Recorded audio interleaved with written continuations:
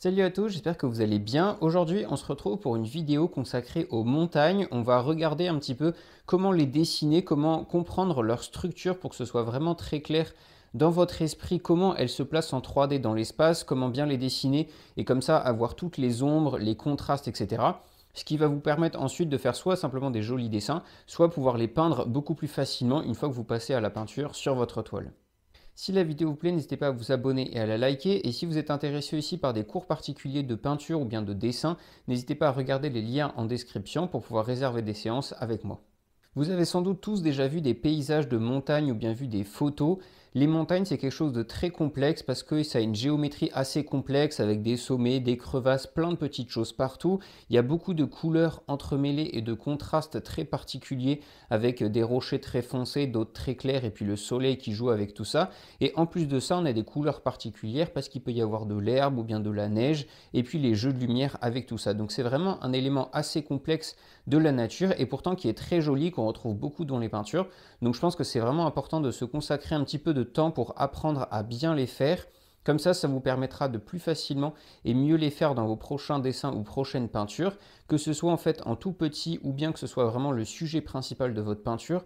Faut bien connaître la structure pour faire les bons coups de pinceau là où il faut. En fait, si vous allez le faire en tout petit sur votre toile, en arrière-plan d'un paysage par exemple, vous allez faire 2-3 coups de pinceau pour faire les facettes au soleil et les facettes à l'ombre. Donc c'est important de savoir comment elles vont se placer. Et puis après, si c'est vraiment le sujet de votre peinture au centre, là il faut bien les détailler et les faire à fond. Après, comme je vous le dis à chaque fois, suivant le rendu que vous voulez de votre peinture ou de votre dessin, que ce soit plutôt réaliste, impressionniste, figuratif, abstrait, etc., vous allez mettre différents éléments dans votre peinture, mais il faut quand même connaître la structure de la montagne parce que c'est ça qui va définir où se place la lumière, comment sont les contrastes, etc. Donc il faut bien les avoir en tête et puis après, libre à vous d'exploiter ça de la façon dont vous voulez. Donc en 4 étapes, on va essayer de décortiquer un petit peu un paysage de montagne pour voir comment le représenter, quelle est sa structure propre à lui-même, histoire d'avoir une idée très précise de comment le représenter. Donc la première étape, c'est de bien comprendre comment se place la perspective atmosphérique dans votre paysage, c'est-à-dire que même si vous avez plein de montagnes les unes à côté des autres, donc c'est un seul gros bloc de roche sur la Terre, on va dire, c'est un seul grand élément, mais malgré ça, on peut souvent définir plusieurs plans, parfois il y a vraiment juste une montagne en plein milieu, mais la plupart du temps, on peut définir plusieurs plans avec un premier plan et puis après d'autres plans, jusqu'à ce que vous ayez l'arrière-plan qui va être le ciel à la toute fin de votre peinture. Le fait de connaître ces différents plans, en fait, ça va vous permettre de bien gérer la perspective, de donner l'effet d'éloignement dans vos montagnes, c'est-à-dire de gérer les couleurs que vous allez mettre, qui va être de plus en plus bleutées et claires à mesure que vous éloignez, de mettre de moins en moins de détails aussi à mesure que les montagnes sont lointaines pour vraiment donner cet effet de distance qui est très important pour éviter qu'on confonde trop tous les différents plans de montagne qui vont trop se ressembler. Donc pour faire ça, c'est pas très compliqué. En fait, il faut arriver à différencier les différentes zones de montagne dans votre photo ou dans votre paysage. Donc souvent, il va y avoir un premier plan, ça peut être au pied de l'observateur ou bien un premier élément. Et puis après, regardez les crêtes des différentes montagnes, c'est ce qui va définir vos plans. Vous avez juste à les représenter sur votre feuille et essayer de les hiérarchiser dans la 3D pour voir à quelle distance elles sont les unes des autres. La deuxième étape, une fois qu'on a défini les différents plans de notre peinture, c'est de savoir comment les montagnes vont s'articuler. C'est-à-dire qu'une fois que vous avez dessiné les crêtes des montagnes, vous avez un premier élément en 2D, on va dire comme si on prenait des coupes de notre paysage. Mais ensuite, il faut savoir comment ça se place en 3D, parce que la montagne, c'est avec quelque chose de conique, un petit peu pyramide comme ça, donc ça va partir dans tous les sens. Et donc, il va y avoir des crêtes de montagne qui vont venir vers l'observateur, qui vont partir un petit peu dans tous les sens. Et ces éléments-là, c'est vraiment ce qui va faire la montagne, sa 3D. Et il faut très bien les représenter. Donc quand vous avez votre crête, souvent il y a une ligne qui part de la pointe de la montagne et puis qui descend d'une certaine façon. Celle-là, il faut vraiment bien la repérer. C'est ce qui va faire vraiment la géométrie caractéristique de votre montagne. Et ensuite, regardez tous les traits des pierres autour de vos montagnes, comment ils se placent. Essayez de repérer toutes ces petites lignes géométriques et de les représenter sur votre dessin. Pour essayer de vous représenter un petit peu ça, parce que ça peut être abstrait quand on ne connaît pas, en fait, on peut prendre par exemple un mouchoir, c'est un vieux mouchoir que j'utilise pour essuyer mes pinceaux, et en fait, une montagne, c'est comme si vous aviez un pic, vous mettez votre doigt en dessous, vous l'écrasez comme ça, et c'est comme si ça, c'était votre montagne dans la nature, et puis ensuite, le papier, ou bien vous pouvez faire la même chose avec du tissu, etc., se répète tout autour. C'est un très bon moyen pour faire ça, de créer les montagnes artificiellement, en fait, pour vous entraîner à les dessiner. Et vous voyez qu'en faisant ça, directement, on voit qu'il y a une arête là qui fait un espèce d'arc de cercle comme ça, qui est très caractéristique. On a la forme ici de la montagne de chaque côté qui fait un petit triangle. Et puis on a quelques petits traits en plus au milieu ici et puis là en bas qui vont faire en fait la 3D de la montagne qui vient vers vous ici.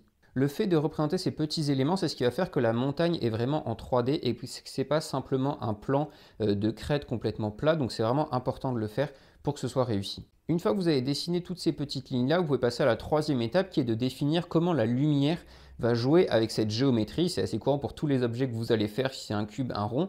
Là, pour la montagne, c'est exactement pareil. Une fois que vous avez défini comment sont les lignes de crête et puis comment est toute la géométrie des pierres, vous savez d'où vient le soleil. Et donc, vous avez directement les zones qui sont à l'ombre et puis les zones qui sont au soleil. Si vous faites un dessin, vous pouvez rapidement les hachurer, mettre quelque chose d'un peu foncé pour bien vous en rendre compte. Et puis, si vous êtes à la peinture, vous pouvez soit les noter simplement, soit commencer directement la peinture dessus avec quelque chose de foncé.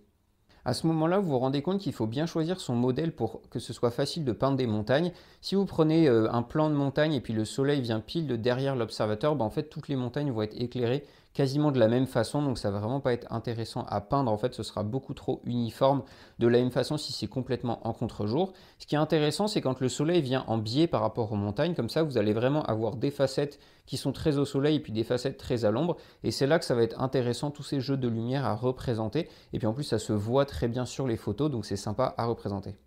Une fois que vous avez fait ça, on commence à voir la géométrie en 3D des montagnes et c'est vraiment bien. Il manque juste la quatrième étape qui est d'ajouter les détails parce qu'ils vont apporter énormément de choses dans les montagnes, notamment en fait toutes les petites pierres que vous pouvez avoir. Quand on est en hiver, ça se voit énormément comme vous voyez sur les photos parce qu'on a de la neige blanche partout et puis à certains endroits on voit des gros blocs de pierre qui sont très noirs. Donc ça à représenter c'est hyper intéressant, ça va bien dessiner les lignes de crête et puis ça montre où le relief est vraiment très abrupt. Donc c'est très sympa à faire pour vraiment avoir quelque chose en plus dans vos montagnes, plus de détails, plus de réalisme.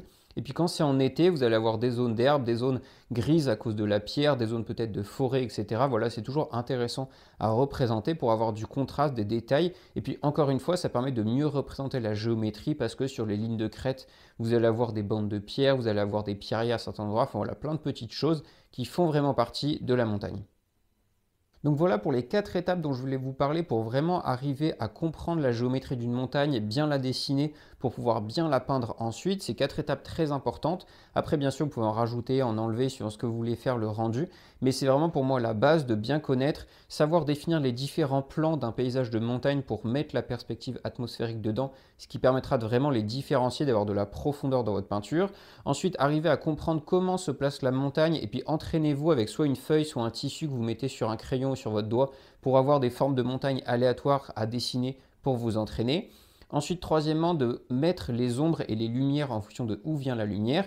Et puis enfin, rajouter des détails, rajouter des arbres, rajouter les grosses pierres qui sont à l'ombre, qui ont des couleurs différentes, pour rajouter en fait de la complexité dans votre paysage qui va vraiment mettre en valeur vos montagnes. Ensuite, comme je vous le dis souvent, ça c'est quelque chose qui s'entraîne, qui s'apprend au fur et à mesure. Vous ne réussirez pas forcément votre premier dessin de montagne parfaitement. Donc entraînez-vous, faites-vous des petites vignettes sur des feuilles, prenez des photos de montagne, amusez-vous. Et puis au fur et à mesure, vous verrez que vous progresserez et que ça rentrera dans votre méthode de peinture, ce qui vous permettra de peindre des montagnes en arrière-plan de peinture très facilement ou bien en premier plan si ça vous amuse.